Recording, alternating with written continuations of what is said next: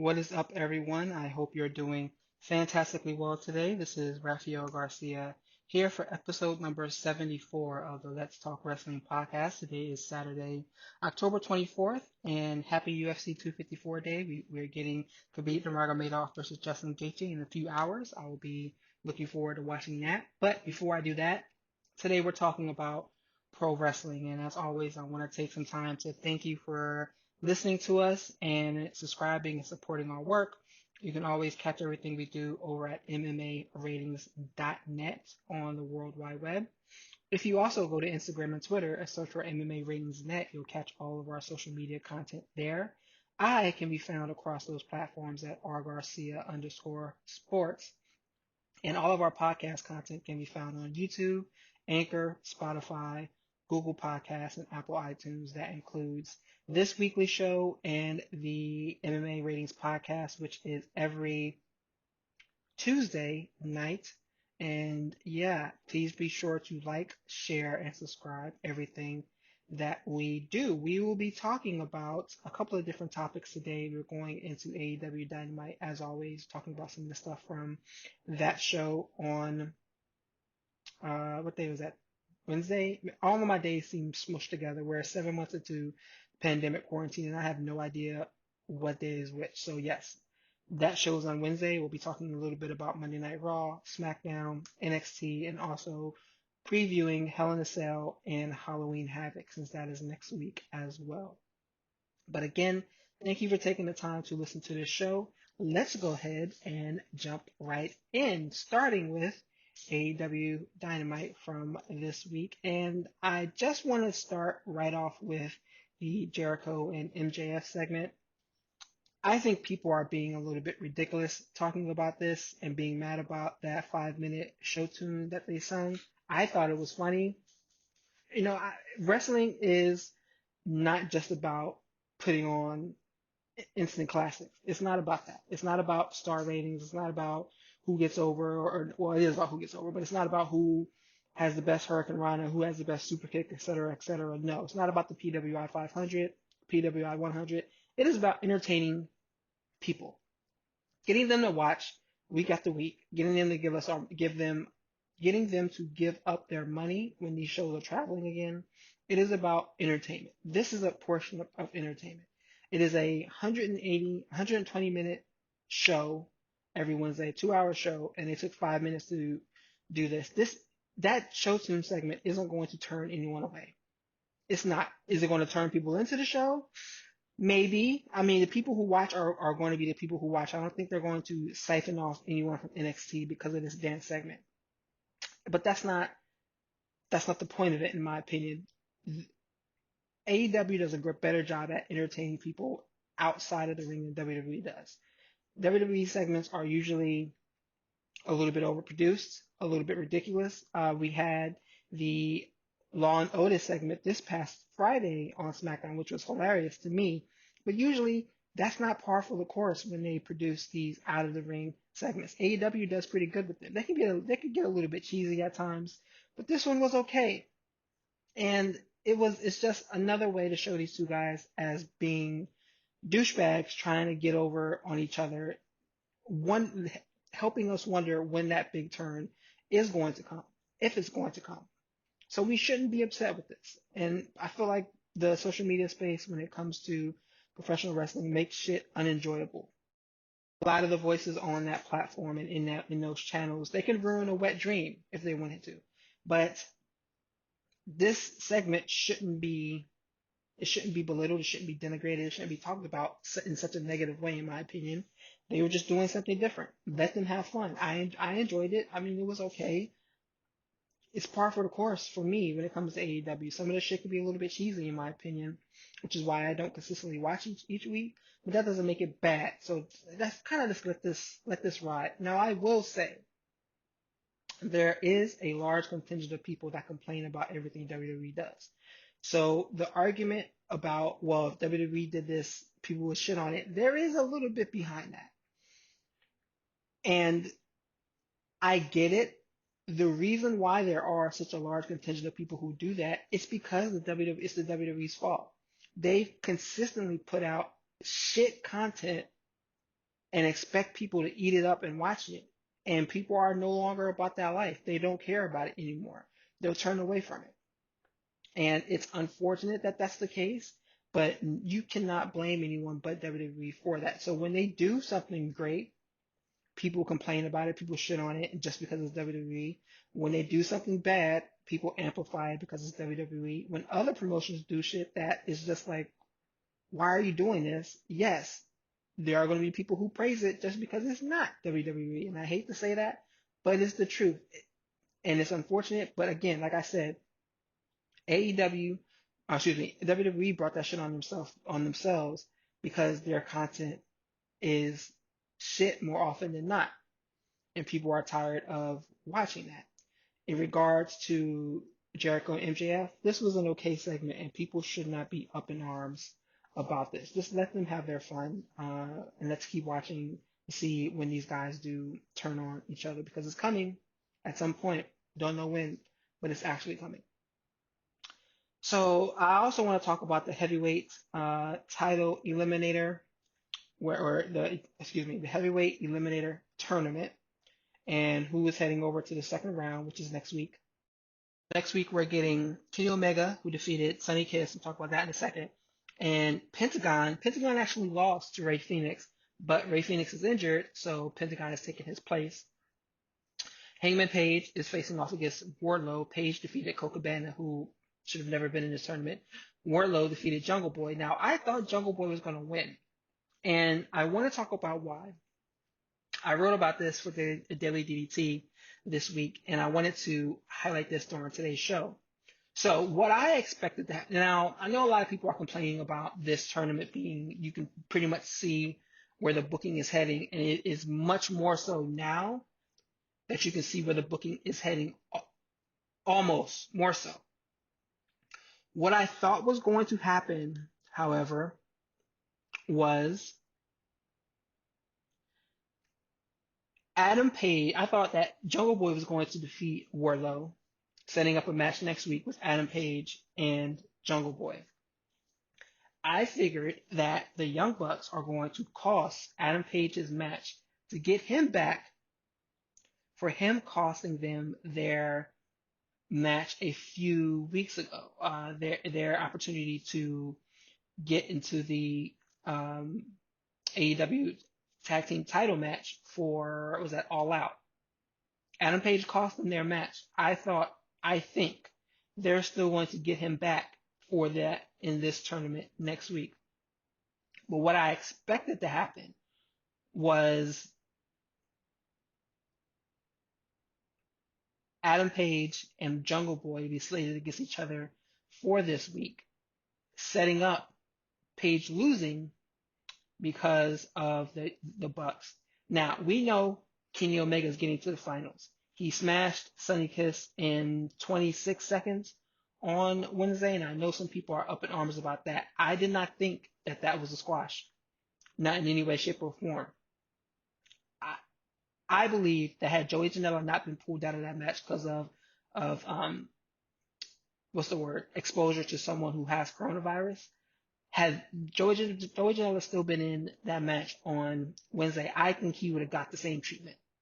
And I wrote about that for Daily DDT as well. If you look at their records, Janela and Kiss have a very similar record. They're tag team partners. It makes sense why they made that switch.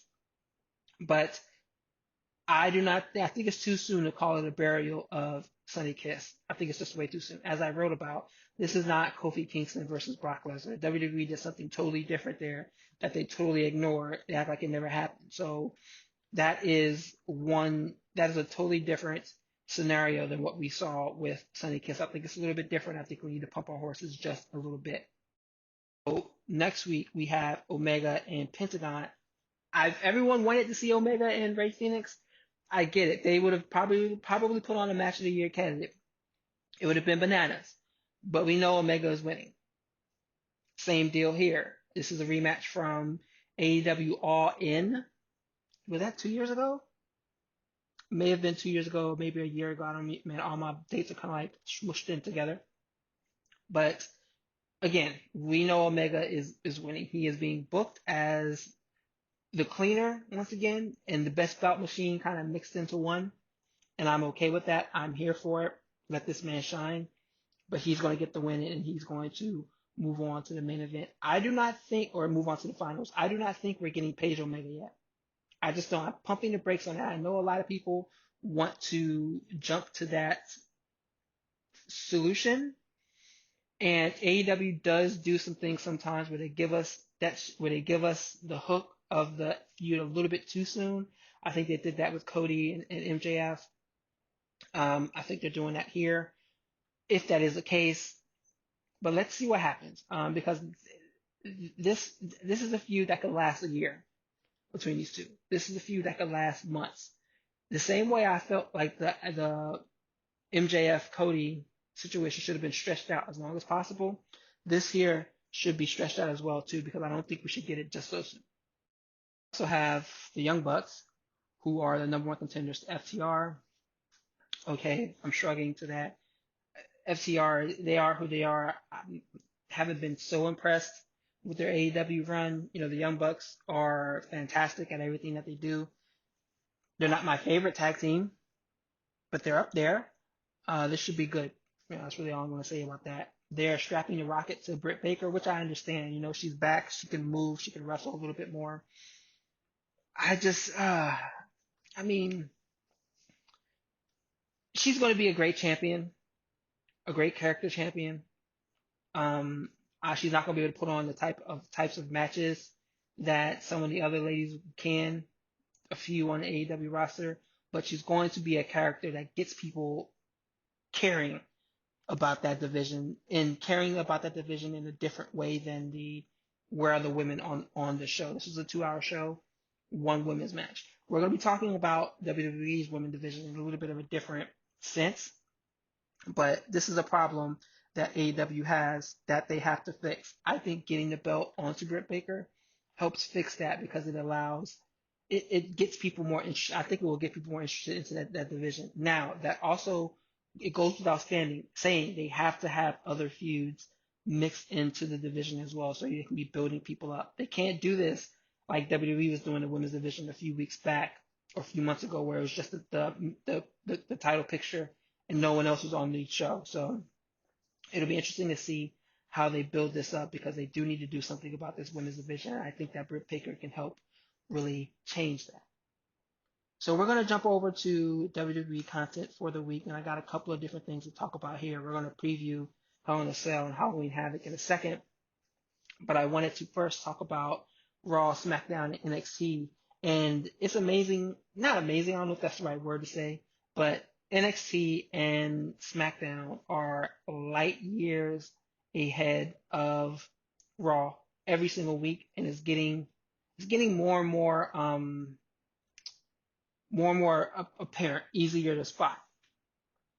This week on Raw, the main thing to talk about was the fact that Retribution not only lost their first match in the opening of the show, they were first faked out by the Fiend when they came out, and then he destroyed them after the Hurt Business made them tap out and submit.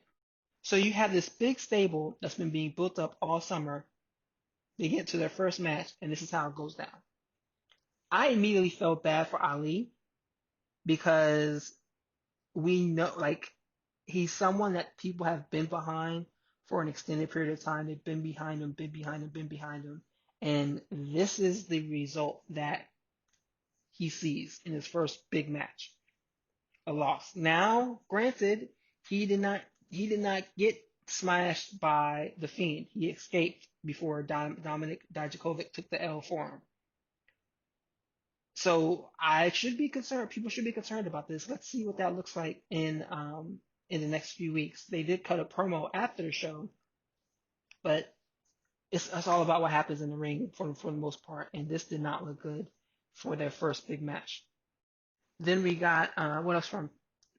I want to talk about first. Let me talk about Strowman versus Keith Lee. So Braun Strowman defeated Keith Lee. This is after Roman Reigns basically kabopolized Strowman and made him tap out to a guillotine choke, put him to sleep. and then beat his ass with the chair. So you have Strowman, who got squashed there and who comes to the ring looking like he's injured. You have him coming to the ring. Then you have him getting his ass, being able to beat Keith Lee injured. What does this say about Keith Lee? In wrestling terms, to me, it makes Keith Lee look less than. Which, as much as we've read about and heard about some big, elaborate push that WWE has planned for Keith Lee, this doesn't look good. It didn't look good in any way, shape, or form, in my opinion. It's unfortunate, but again, this should not be surprising with how WWE books people of color. It shouldn't. Black men especially. Keith Lee looks less than. He loses, yes, he beats up Braun Strowman after the fact, but what was the point of that? What was the point of that at all? Again, piss poor booking decision, in my opinion, on WWE's part. Then we have the women's division, which is in disarray, in my opinion, because they have Lana and Asuka, which was an okay match. Lana got some spots in, she still lost.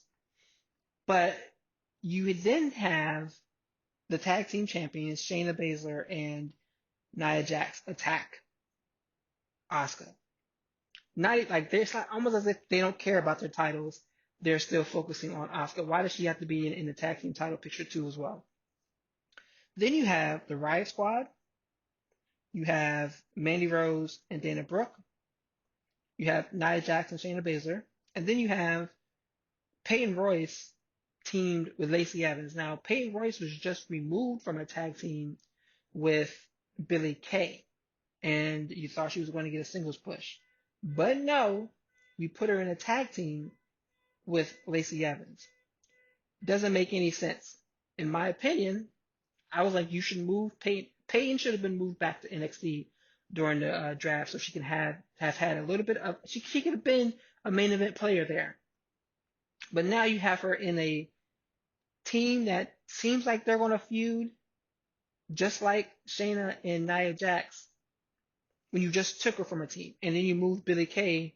I think they moved her to SmackDown. I don't know. She wasn't on SmackDown this week. So what's going on with that?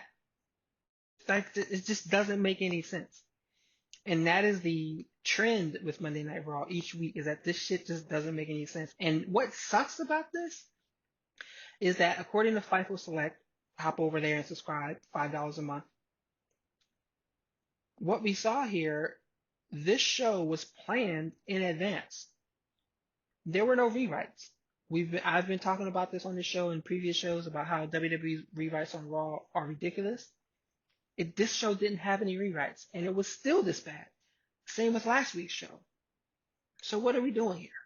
What are we doing on Monday with these 3 hours? It's just not good. And it could be good, because if you look at SmackDown, you look at NXT, those shows are great. There are some things that could be changed, could be better within there, but for more or less, I'm entertained for 2 hours. Raw, you can't say the same thing.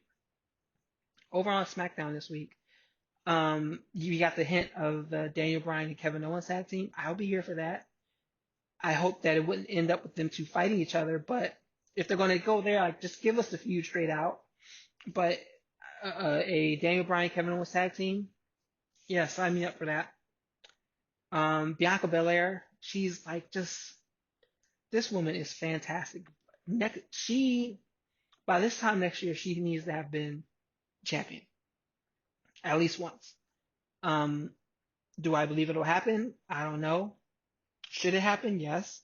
But she needs to be champion at least once by this time next year, because she's just fantastic and everybody wants to see it happen. If you see how people talk about her, you see how people call out for her, like, WWE can't, they can't fuck it up because they have a tendency to fuck it up. But I hope they don't fuck it up, because she's just so damn good.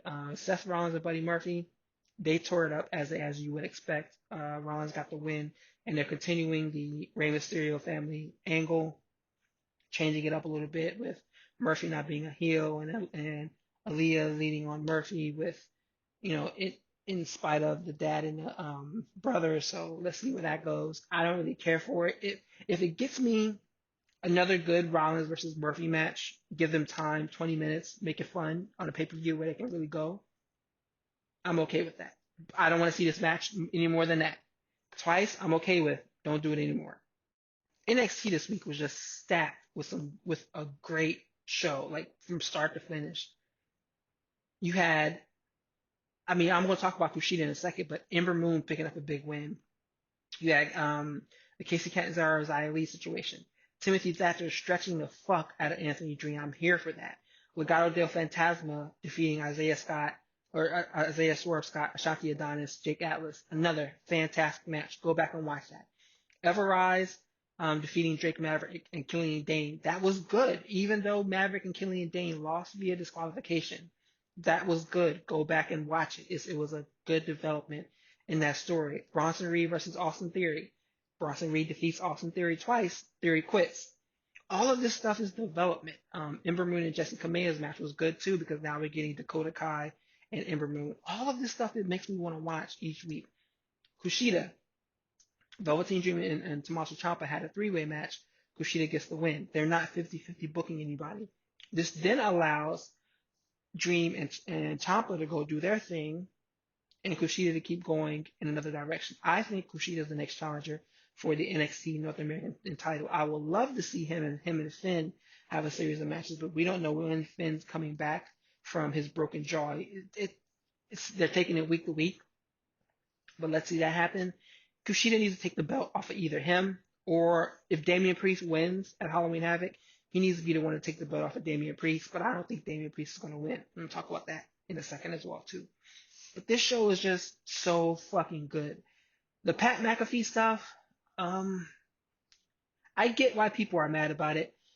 I guess this was the plan was supposed to be Pat McAfee, Ridge Holland, and Oney Lorcan and Danny Burch, which wouldn't have been a bad idea versus the Undisputed Era in a War Games match. That's not that bad. I would like to see that. Pat McAfee, Barstool bullshit aside, he did well in that first match with Adam Cole, and he doesn't make me want to watch anymore. The same thing I was talking about with the Jericho MJF stuff. It does this stuff doesn't make people want to watch anymore per se, but that doesn't mean that it's overall bad. And I think that we need to take a step back a little bit. Yeah, it would have been great to see somebody else in that slot. Let's take a step back and let's enjoy what we have.